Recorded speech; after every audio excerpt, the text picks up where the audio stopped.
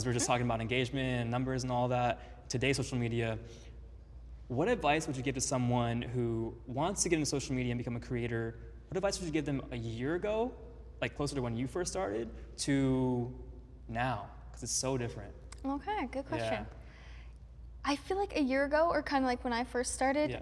the advice I would give is consistency. Mm-hmm. Because back when we started, it was just like, whoever's posting the most, you need to like build your audience, and I was posting multiple times a day, every day. But nowadays, it's kind of changed. I feel like it's a lot harder to grow. Oh, yeah. So you really have to have good content that you're putting out, something you're passionate about, something you're excited about, because that's going to come out in your content. Yeah. So nowadays, I would just say, honestly, quality over quantity, and just making sure that you're proud of what you're putting out there. Yeah. Because that's how you're going to grow your audience, like a loyal fan base. Yeah. So how about you? I agree. There was something really cool that my friend Karen X said at the Cannes Lion event, which is like the event for creativity and business, which is basically social media and like TV and film. So she was mentioning how she follows this like 2-for-1 rule, where for every 2 videos she knows that's going to be for her audience and it does well but also makes her happy, she'll make 1 video just for herself. And it'll eventually get to a point where people are loving your 2 videos that you posted, that the one you post for yourself is also going to do well. And you just keep evolving in different niches. And that's the advice I would give every single day, to do that and understand.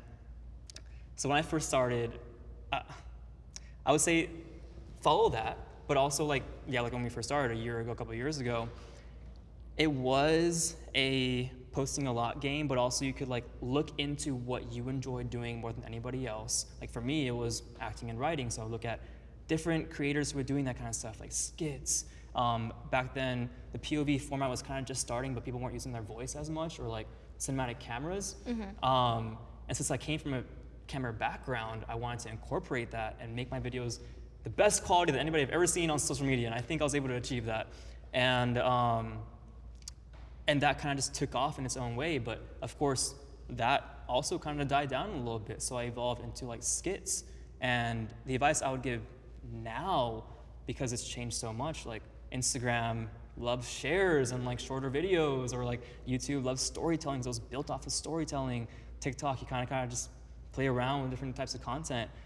I would say look at each platform and see which one speaks to you, that you consume the most and that you enjoy watching the most. And then understanding what you want to share to somebody else, because we're at a point now where there's so much content being poured into every single platform. You gotta diversify yourself and make yourself unique to where someone wants to share this content, because that's the one thing that's always gonna be in a platform and keep people on the platform, because social media as a business itself has to stay alive with people getting onto the platform and staying on there, and shares will never go away.